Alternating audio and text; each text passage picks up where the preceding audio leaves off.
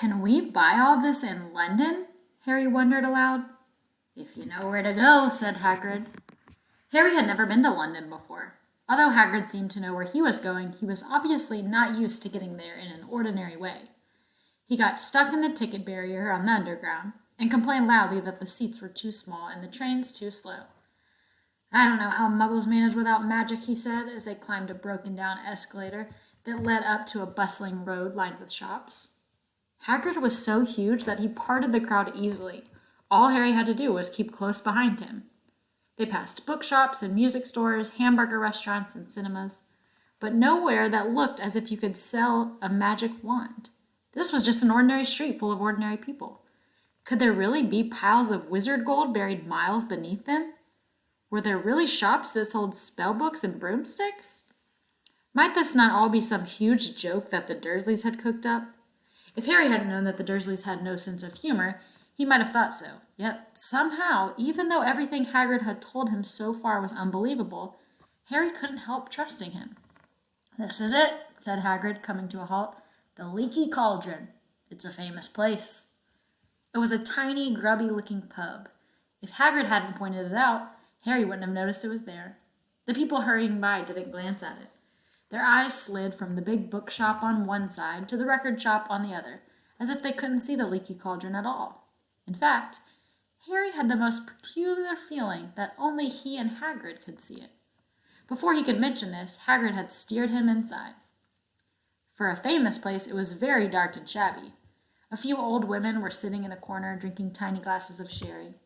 One of them was smoking a long pipe.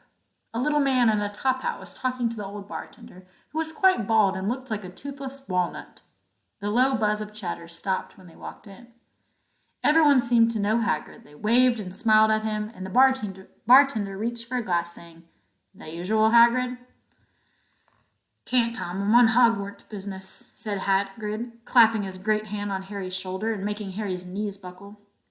"Good Lord," said the bartender, peering at Harry. Can this be? The Leaky Cauldron had suddenly gone completely still and silent. "Bless my soul," whispered the old bartender. "Harry Potter! What an honor!" He hurried out from behind the bar, rushed toward Harry, and seized his hand, tears in his eyes. "Welcome back, Mr. Potter, welcome back." Harry didn't know what to say. Everyone was looking at him. The old woman with the pipe was puffing on it without realizing it had gone out. Hagrid was beaming. Then there was a great scraping of chairs, and the next moment Harry found himself shaking hands with everyone in the Leaky Cauldron. "Doris Crockford, Mr. Potter, can't believe I'm meeting you at last." "So proud, Mr. Potter, I'm just so proud." "Always wanted to shake your hand. I'm all of a flutter." "Delighted, Mr. Potter, just can't tell you. Diggle's the name, Daedalus Diggle." "I've seen you before," said Harry, as Daedalus Diggle's top hat fell off in excitement. "You bowed to me once in a shop." "He remembers!" cried Daedalus Diggle, looking around at everyone. "Did you hear that? He remembers me." Harry shook hands again and again. Doris Crockford kept coming back for more. A pale young man made his way forward, very nervously. One of his eyes was twitching.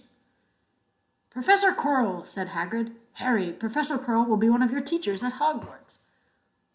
"Potter," stammered Professor Quirrell, grabbing Harry's hand. "Can't tell you how pleased I am to meet you." "What sort of magic do you teach, Professor Quirrell?" Defense against the dark arts," muttered Professor Quirrell, as though he'd rather not think about it. Not that you need it, Potter." He laughed nervously. "You'll be getting all your equipment, I suppose? I've got to pick up a new book on vampires myself." He looked terrified at the very thought. But the others wouldn't let Professor Quirrell keep Harry to himself. It took almost 10 minutes to get away from them all. At last, Hagrid managed to make himself heard over the babble. "Let's get on, lots to buy. Come on, Harry." Doris Crockford shook Harry's hand one last time, and Hagrid led them through the bar and out into a small walled courtyard, where there was nothing but a trash can and a few weeds. Hagrid grinned at Harry. "Told you, didn't I? Told you was famous. Even Professor Quirrell was trembling to meet you. Mind you, he's usually trembling." "Is he always that nervous?" "Oh, yeah, poor bloke. Brilliant mind. He was fine while he was studying out of books, but then he took a year off to get some first-hand experience. They say he met vampires in the Black Forest, and there was a nasty bit of trouble with the hag. Never been the same since. Scared of the students now, scared of his own subject. Now, where's my umbrella? Vampires? Hags? Harry's head was swimming. Hagrid, meanwhile, was counting bricks on the wall above the trash can. 3 up, 2 across, he muttered. Right? Stand back, Harry. He tapped the wall 3 times with the point of his umbrella. The brick he had touched quivered. It wriggled. In the middle, a small hole appeared, and it grew wider and wider. A second later, they were facing an archway large enough even for Hagrid. An archway onto a cobbled street that twisted and turned out of sight.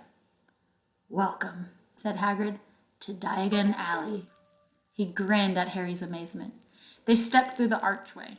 Harry looked quickly over his shoulder and saw the archway shrink instantly back into solid wall. The sun shone brightly on a stack of cauldrons outside the nearest shop. Cauldrons all sizes, copper, brass, pewter, silver, self-stirring, collapsible, said a sign hanging over them. Yep, you'll be needing one, said Hagrid, but we gotta get your money first. Harry wished he had about 8 more eyes. He turned his head in every direction as they walked up the street, trying to look at everything at once. The shops, the things outside them, the people doing their shopping. A plump woman outside the apothecary was shaking her head as they passed, saying, Dragon liver, 16 sickles an ounce, they're mad.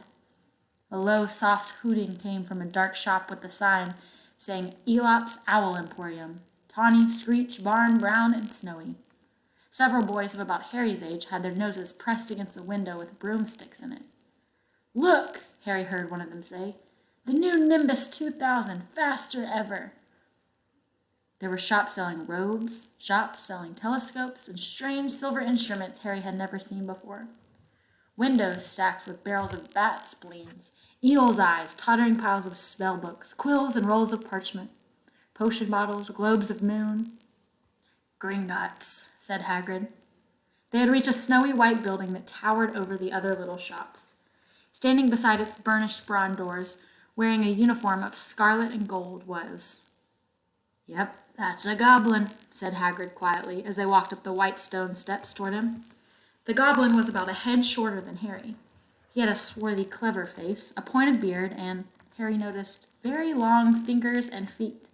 He bowed as they walked inside. Now they were facing a second pair of doors, silver this time, with words engraved upon them. Enter, stranger, but take heed of what awaits the sin of greed, for those who take but do not earn must pay most dearly in their turn. So if you seek beneath our floors a treasure that was never yours, thief, you have been warned, beware of finding more than treasure there. Like I said, you'd be mad to try and rob it, said Hagrid. A pair of goblins bowed them through the silver doors, and they were in a vast marble hall.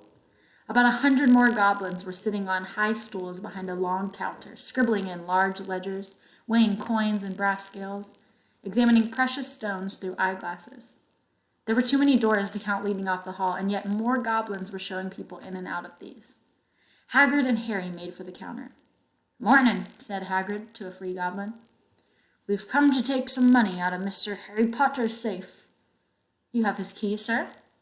Got it here somewhere, said Hagrid, and he started emptying his pockets onto the counter, scattering a handful of moldy dog biscuits over the goblin's book of numbers.